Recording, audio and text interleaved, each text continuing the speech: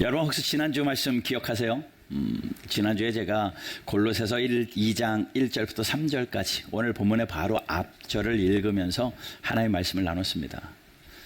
제목을 기억하실려나 모르겠습니다. 마땅한 일이라고 이야기했습니다. 성도에게 마땅한 일은 있다. 성도가 마땅히 해야 될 일이 있다. 기도도 마땅히 해야 되고 말씀도 마땅히 읽어야 되고 전도도 그렇고 예배도 그렇고 모든 것이 마땅한 일이겠지만 사도 바울이 그 골로새 교인들을 향하여 내가 이 일을 한 것을 너희들이 알지 못하지 않았으면 좋겠다. 꼭 알았으면 좋겠다라고 하며 그 마땅한 일이라고 한 것은 수고하고 힘씀입니다. 애씀을 알았으면 좋겠다. 고통 가운데 인내하면서 수고로이 힘쓰는 것을 좀 알았으면 좋겠다. 왜냐하면 그 수고가 위로가 되기 때문이다. 수고로 낭비되어지고 수고로 진이 빠지고 끝나는 게 아니라 그 수고 때문에 하늘의 하나님이 부어주시는 그 놀라운 위로와 평안, 위안이 있기 때문에 그것을 알았으면 좋겠다. 그러기에 힘썼으면 좋겠다.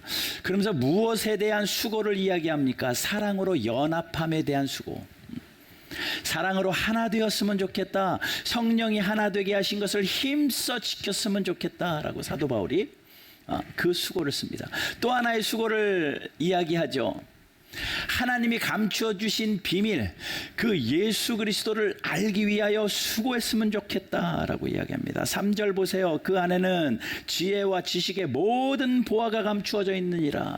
예수 그리스도 안에 감추어져 있는 보화를 캐내려고 힘썼으면 좋겠고, 그 예수 그리스도 안에 숨기워져 있는 그 보석을 발견해내는 그런 열심과 수고가 우리에게 있었으면 좋겠다. 그러니 골로새 교인들을 향하여 바울이 그렇게 편지를 쓴 거죠. 그리고 우리도 그렇게 수고합시다. 우리도 수고함으로 하나님이 주시는 위안을 경험합시다. 우리도 성령으로 하나 되게 하신 사랑의 연합을 위하여 수고합시다. 우리도 예수 그리스도를 알아가기 위해서 수고합시다. 그것이 성도의 마땅한 일입니다 라고 말씀 나눴습니다. 그 본문 이어서 오늘 4절과 5절 말씀인데 특별히 제가 5절 한 절만 읽었죠. 4절을 바울이 이렇게 이야기해요.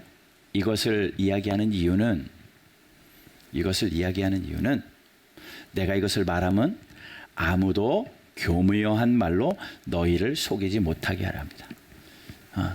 수고하면 손해본다고 속이려고 하고 사랑으로 연합되는 것은 다른 곳에 가서 하라고 하고 예수 그리스도의 발견이 그렇게 보석 같지는 않고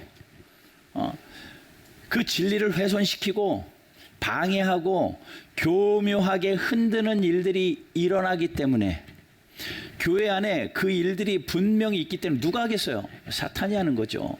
그 일들이 있기 때문에 그 일들이 일어나지 않게 하기 위하여 내가 특별히 너희에게 그 일을 한다라고 이야기합니다. 그러면서 바울이 오늘 보면 5절을 이렇게 씁니다. 이는 내가 육신으로는 떠나 있으나 심령으로는 너희와 함께 있어. 자기의 형편을 먼저 이야기해요. 육신으로는 떠나 있습니다. 라오디게아 교회와 골로새 교회를 만난 적도 없고 본 적도 없고 대한 적도 없지만 바울이 이 편지를 썼다고 하잖아요. 특별히 바울은 지금 로마 감옥의 구금 상태로 갇혀 있습니다. 만날 수 없는 그들에게 편지를 쓰는 거죠. 그것이 가능한 것은 육으로는 만날 수 없고 접할 수 없지만 영으로는 함께 있기 때문에, 하나님이 주시는 영으로는 통함이 있기 때문에 내가 너희들에게 이 편지를 쓴다 라고 말하면서 오늘 본문이 하고 싶은 이야기, 그것을 바울은 쓰고 오늘 저는 이 말씀 가지고 저와 여러분들이 함께 하나님이 주시는 도전과 위로와 격려가 우리 가운데 있기를 소망합니다. 자, 오늘 본문의 맨 마지막 부분에 이렇게 쓰여져 있어요.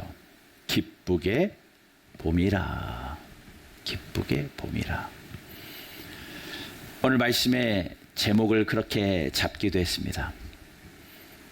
사도 바울이 기쁘게 본 것이 있다라는 거예요. 다시 이야기하면 사도 바울이 감옥에서 골로새 교회를 생각할 때 와, 이것 때문에 너무나도 기쁘다. 칭찬하는 부분이 나옵니다. 사도 바울을 통하여 그 기쁨이 전달되어진 이 내용은 하나님이 보시기에도 기쁘게 보여지는 모습입니다. 다시 이야기하면 사도 바울이 칭찬한 두 가지가 오늘 본문에 기록되어 있는데, 지금 이 시대를 살고 있는 저와 여러분들이 교회를 이루어가며 하나님의 나라를 세워갈 때에 하나님이 동일하게 그 모습이 우리에게 있는 것을 보며 기뻐하실 거라는 거예요. 하나님이 기쁘게 보시는 두 가지, 오늘 본문에 기록되어 있습니다. 자, 5절 제가 다시 한번 읽어볼게요. 이는 내가 육신으로 떠나 있으나 심령으로는 너희와 함께 있어 너희가 질서 있게 행함과 그리스도를 믿는 너희 믿음이 굳건한 것을 기쁘게 봄이라. 두 가지 찾으셨나요? 바울이 기쁘게 본 두 가지, 골로새 교인을 향하여 칭찬한 두 가지, 더 넓게는 하나님이 교회를 향하여 기쁘게 보시는 두 가지, 바로 이겁니다. 질서 있게 행함과 믿음의 굳건함. 이 두 가지예요. 질서 있게 행함과 믿음의 굳건함. 이것을 바울이 기뻐했습니다. 예, 교회를 향하여 기뻐할 일이 얼마나 많습니까? 전도를 잘하는 것도 기뻐하고, 예배에 수고하는 것도 기뻐하고, 기도에 전념하는 것도 기뻐하고, 교회의 교인들의 수가 늘어나며 부흥되어지는 것도 기뻐할 일들이 참 많지만, 감옥에 갇혀 있는 바울이요, 헛된 말로 쓴 것이 아니라 진심을 당하여 너희 교회를 생각할 때에 내가 멀리 떨어져 있어서 가까이 가져 보지는 못하지만 영으로 함께하는 그 마음으로 내가 전달을 하는데 너희에게 정말 기쁜 두 가지가 있다. 하나는 너희들이 참 질서 있게 잘 행하고 있구나. 그리고 또 하나는 믿음의 굳건함이 있구나 라고 이야기합니다. 질서 있게 행한다, 참 중요한 말입니다. 성경의 용례를 살필 때에 질서 있게 행한다, 이것이 참 많이 반복되어 나오지는 않는 구절이긴 하지만 중요하게 공동체를 이야기할 때는 빠지지 않고 나오는 맥락이기도 합니다. 여러분, 사실 어느 공동체든 질서는 중요하죠. 가정을 생각해 보실래요? 가정의 질서는 중요합니다. 또 직장 생각해 볼래요? 사회의 직장도 질서는 중요합니다.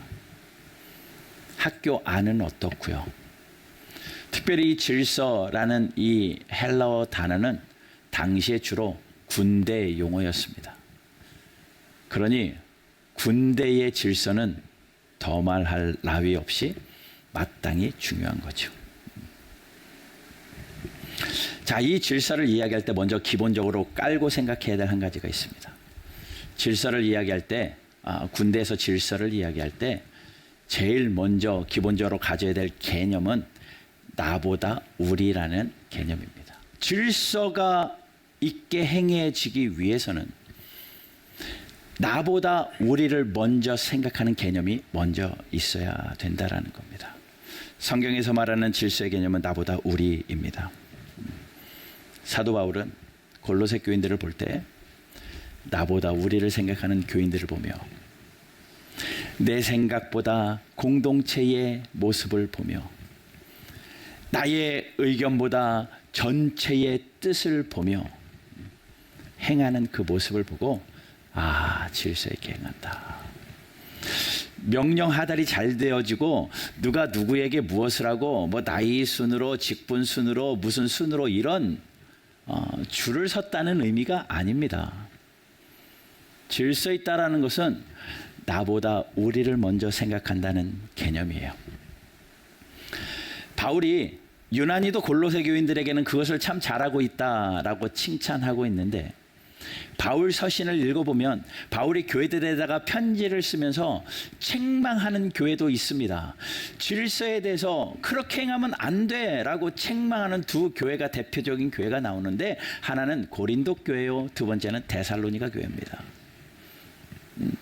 이 두 교회는요, 이 질서라는 문제에서 바울에게 책망을 받아요.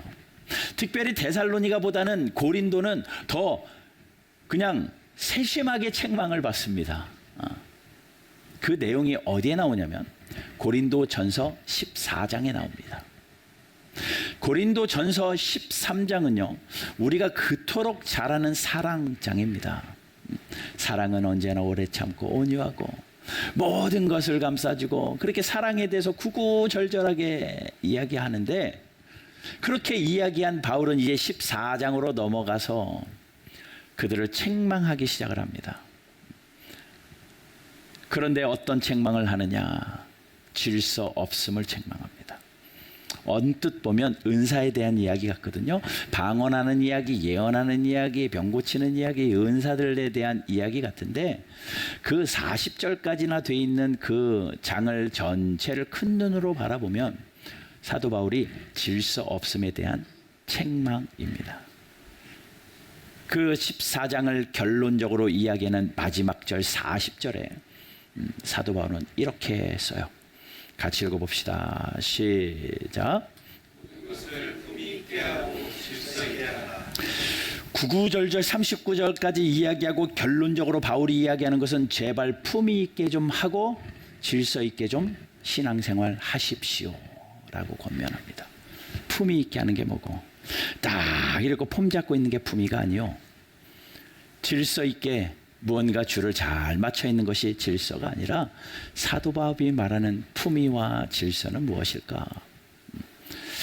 고린도 교회에 있었던 문제들을 좀 생각하면서 고린도전서 14장을 좀 읽어보려고 합니다. 여러분 한번 보십시오. 고린도전서 14장 성경을 좀 펴보세요. 물론 자막으로 쓸 수 있는데 14장 여기저기를 좀 읽어보려고요. 자, 14장 1절, 사랑을 추구하며 신령한 것들을 사모하되 특별히 예언을 하려고 하라. 예언에 대한 이야기를 합니다. 자, 14장을 읽어가면서 여러분들이 가져야 될 생각이 있는데, 예언은 뭐냐면 우리는 미래를 말하는 것을 예언이라고 생각할 수 있죠. 구약의 선지자들이 예언하듯이 그런 예언을 예언이라고 할 수 있는데, 이 고린도전서 14장에 나오는 예언은 그 예언이 아닙니다. 하나님의 뜻을 받아서 하나님의 뜻을 공동체에 전달하는 대언입니다. 지금으로 말씀드리면 설교 같은 내용일 수도 있고, 꼭 목회자뿐만 아니라 성도들 사이에서도 하나님 앞에 기도하는 가운데 하나님이 나에게 주신 지혜와 하나님의 뜻을 조심스러운 언어로 누군가에게 격려하고 위로하고 충고하는 그러한 말씀을 전하는 그러한 일들이 교회 안에 일어나야 된다라는 겁니다. 방언도 좋고 신령한 것들, 병 고치는 거, 가르치는 거, 여러 가지 은사들이 중요한데 특별히 이 예언을 할 것을 이야기하죠. 사람들은 방언이 훌륭하다고 생각을 해요. 병 고치는 일이 최고라고 생각합니다. 그러나 공동체가 살아나기 위해서 이 예언하는 일, 말씀을 서로 전하는 일에 대해서 바울은 이야기하면서 왜 그러느냐? 왜 방언보다 예언이 더 중요하냐? 4절에서 이야기해요. 4절 같이 한번 읽어볼래요? 같이 읽습니다. 시작. 예언하는 자는 교회의 덕을 세우나니. 바울이 방언도 좋지만 방언보다 예언이 더 중요한 이유는, 방언은 나를 세우지만 방언은 하나님과 나 사이의 기도의 모습이잖아요. 그 방언함으로 내 신앙이 자라고 하나님 앞에서 내가 자라나는, 나를 세우는 일에는 너무나도 좋지만, 예언이 중요한 이유는 교회를 세우기 때문이다. 말씀으로 교회를 세우기 때문이다 라고 이야기합니다. 그래서 4절에 자기와 교회, 나와 공동체, 나와 우리를 비교하면서 사도 바울이 자기만 생각하는 그 고린도 교회를 향하여 책망하는 거죠. 나의 잘남을 위하여, 나의 세워짐을 위하여 개인적으로 이기적으로 자기중심적으로만 신앙생활하지 말고 우리를 생각하십시오라고 이야기합니다. 12절도 보십시오. 그러므로 너희도 영적인 것을 사모하는 자인즉 교회의 덕을 세우기 위하여 그것이 풍성하기를 위해 구하라. 교회의 덕이 되어지기를 위해서, 나만이 아니라 교회가 세워지기 위해서. 그러므로 13절, 방언을 말하는 자는 통역하기를 위해서 기도하라. 방언으로 끝나지 말고 통역, 방언을 깨달아 알 수 있는 통역하는 것을 위해서 기도하라. 또 17절도 한번 가보십시오. 감사에 대한 이야기도 해요. 너는 감사를 참 잘한다. 개인적인 감사를 잘하였으나 그러나 다른 사람의 덕세움을 받지는 못했다. 나만 생각해도 나만 잘하면 되지, 나만 감사하면 잘하면 되지 라고 생각했는데 가만히 보니까 나는 잘하는 것 같은데 전체 공동체에 유익이 되어지지 않는 그 모습들을 사도 바울이 본 거예요. 너는 감사를 너무나 잘하고는 있지만 공동체에 덕이 세워지지는 않는구나 라고 사도 바울이 이야기하죠. 26절도 한번 보십시오. 26절, 그런즉 형제들아 어찌할까? 너희가 모일 때 각각 찬송시도 있으며 가르치는 말씀도 있으며 계시도 있으며 방언도 있으며 통역함도 있나니. 찬송하고 말씀 듣고 기도하고 하는 모든 것들이 있는데 그것들이 모든 것을 덕 세우기 위해서 해라. 교회 안에서 신앙생활하는 모든 것이 나 혼자 세워지기 위해서만이 아니라 덕이 세워지기를 위해서, 공동체가 세워지기 위해서, 하나님의 나라가 우리 가운데 이루어지기를 위해서 수고하라라는 겁니다. 그러면서 바울이 결론적으로 이야기하는 거죠. 모든 것을 품위 있고 질서 있게. 그러니 다시 이야기하면요, 품위 있고 질서 있다라는 것은요, 나보다 우리를 생각하며 서로를 세워가는 성도의 품격입니다. 옛날에 신사의 품격이라는 드라마 있던데요. 성도의 품격이 뭐냐면, 나보다 공동체를 생각하여서 서로 세워가기를, 아무리 그것이 맞는다고 해도 세워지는데 방해되는다면 오래 참는 것도 사랑이요. 그 사람을 아무리 사랑으로 품어도 그 사람의 그 행위가 공동체의 덕이 되지 않는다면 총대 메고라도 그것을 품어내는 것이 사랑이요. 사도 바울이요, 그러한 자들을 권면하기 위하여 14장을 씁니다. 36절에서 그렇게 말해요. 어떻게 보면 좀 센 이야기예요. 14장 36절, 하나님의 말씀이 너희로부터 난 것이냐 또 너희에게만 임한 것이냐. 만일 누구든지 자기를 선지자나 혹은 신령한 자로 생각하거든 내가 너희에게 편지하는 이 글이 주의 명령인 줄 알아라 라고 말합니다. 무슨 이야기냐면요, 너 생각이 맞는 거 아니야. 너만 하나님의 말씀을 알고 있다고 착각하지 마. 교회 안에서는 서로를 세우는 것이 덕이고 나보다 교회를 먼저 생각하는 것이 덕이다 라고 말합니다. 그것이 품이요, 그것이 질서입니다. 우리 바른교회 모든 성도님들 그런 품격 있는 그리스도인들 되시기를 주 예수 그리스도의 이름으로 축원합니다. 나보다 우리를 먼저 생각하는 것이요, 또 그 질서는 뭐냐면 나의 자리를 지키는 것이 질서입니다. 가정을 생각해 보세요. 아버지, 어머니, 아들, 딸, 손자, 며느리 가정이 있다고 생각해 봐요.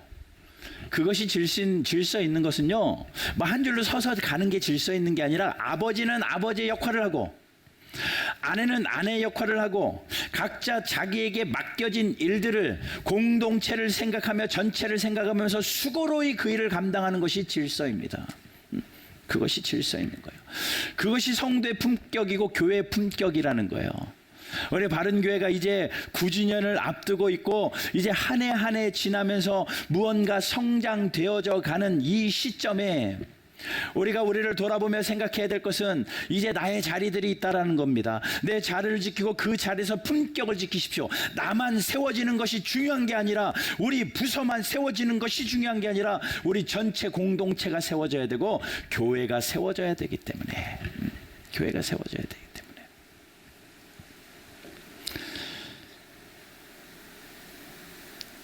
사도 바울은요, 고린도 교인뿐만 아니라 데살로니가 교회들에게도 이런 책망을 하죠.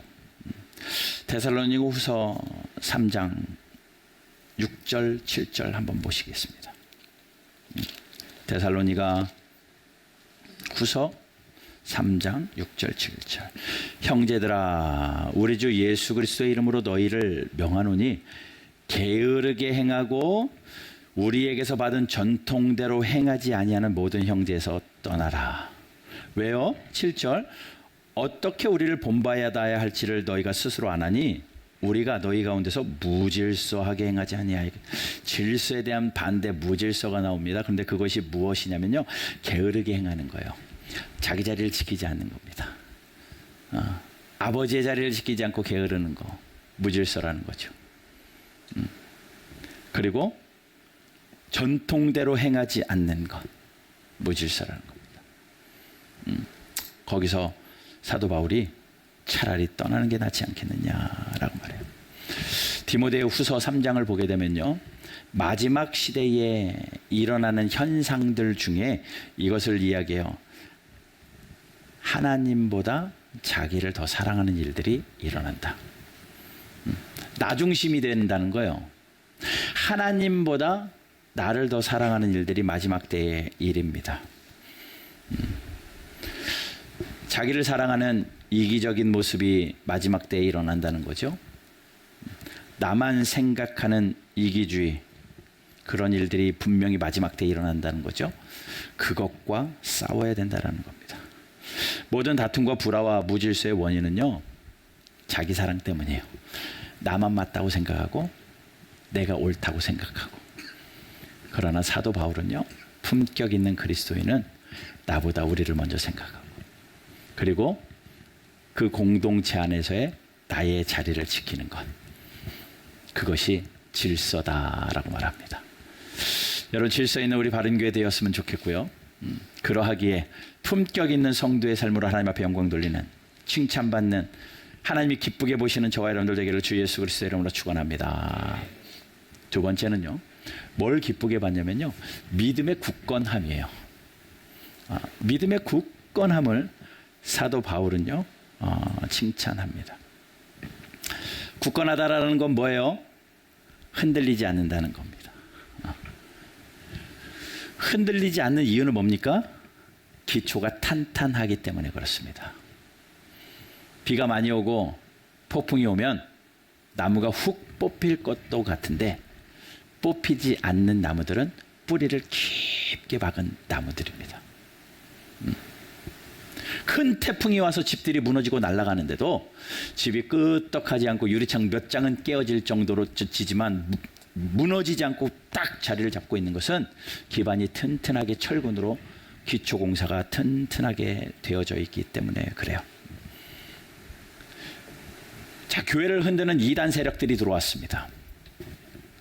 예수 그리스도의 신성을 부인합니다. 너희들이 지금까지 모인 것은 다 잘못된 것이라고 이야기합니다. 개인주의적인 자기사랑주의가 그 안에 들어와가지고 공동체를 흔들려고 하는 악한 사탄의 영향들이 골로새 교회 안에 침투했어요. 그런데 골로새 교인들은 예수 그리스도를 믿는 믿음에서 흔들리지 않는 거예요. 어떤 이야기를 들어도 내 믿음이 흔들리지 않고, 어떤 상황과 형편에서 내 믿음이 흔들리지 않고 믿음의 굳건함을 보입니다. 여러분, 사실 삶이 평안하고 내 삶이 평탄하고 잔잔하고 그 잔잔한 강 같은 평화의 은혜가 우리에게 있을 때 그 굳건한 믿음을 갖는 것은 칭찬받을 일이 아닙니다. 당연한 거죠. 그런데 그 굳건한 믿음이 칭찬받는 순간은 언제냐면 큰 풍파로 무섭고 어려운 삶이 우리에게 닥쳐왔을 때입니다. 깊은 외로움이 찾아오고 슬픔이 찾아오고 내 믿음이 송두리째 흔들어 버릴 만한 그러한 위험한 순간에 노출되어 있을 때에도 내가 하나님을 향하여 흔들리지 않는 믿음으로 부여잡는 것.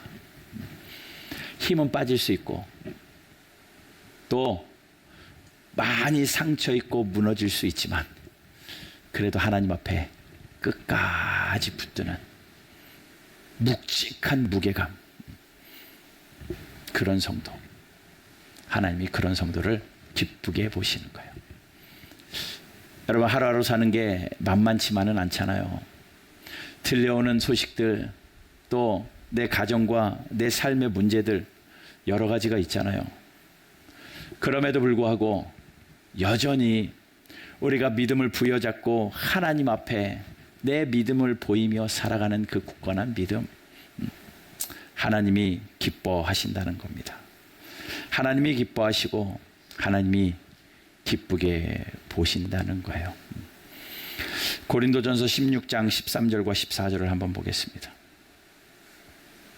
고린도전서 16장 13절과 14절 같이 읽을게요. 시작.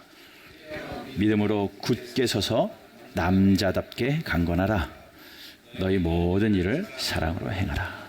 예, 깨어서 믿음을 굳게 하래요. 여러분의 믿음이 흔들릴 만한 사람들의 이야기에 흔들리지 마십시오. 여러분들의 믿음이 흔들릴 만한 환경들 앞에 흔들리지 마십시오. 여러분들의 믿음을 버려도 될 만한 여건들이 우리에게 있다 할지라도 남자답게 힘써서 붙잡는 묵직함이 있게 되기를 주님의 이름으로 축원합니다.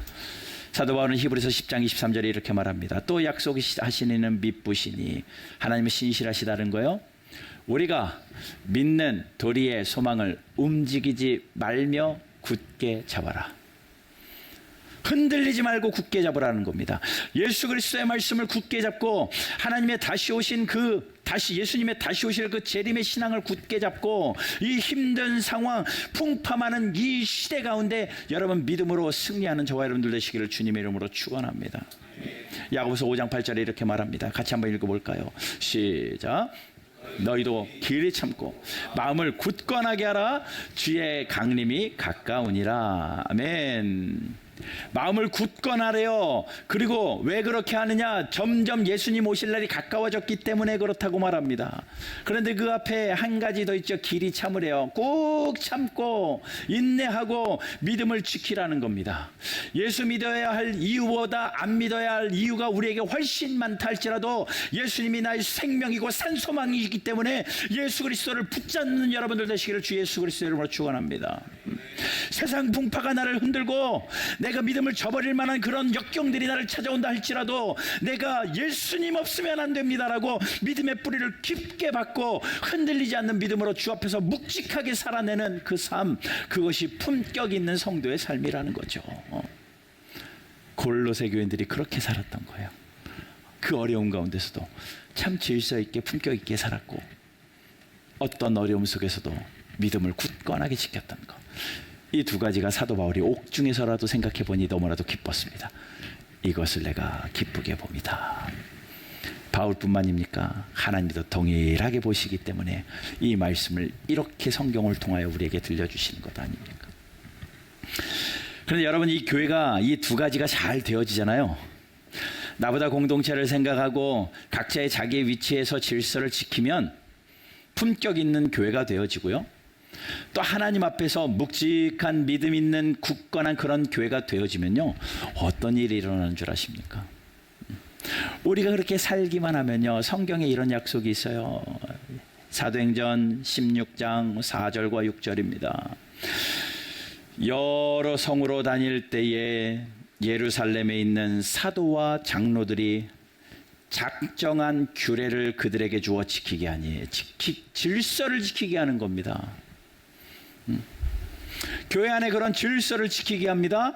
또 5절 보게 되면 이에 여러 교회가 그 질서도 지키고 믿음이 더 굳건해집니다.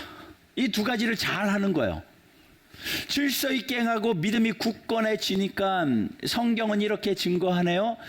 그러므로 수가 날마다 늘어가니라. 수가 날마다 늘어가니라. 이 수는 뭡니까? 성도의 수입니다.